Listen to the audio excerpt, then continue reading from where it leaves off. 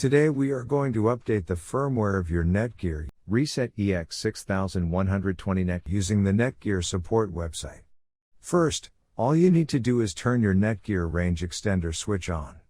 Go to your laptop or PC and visit mywifix.net. Now log in using the username and password. In case if you forget your username or password, then please get in touch with our support team. They will help you out to solve the issue.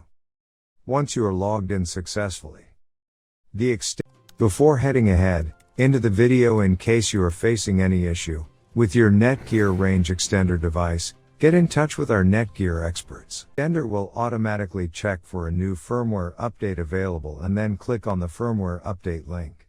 Click yes to download and install the new firmware. Be patient as the process might take a couple of minutes depending on your network speed.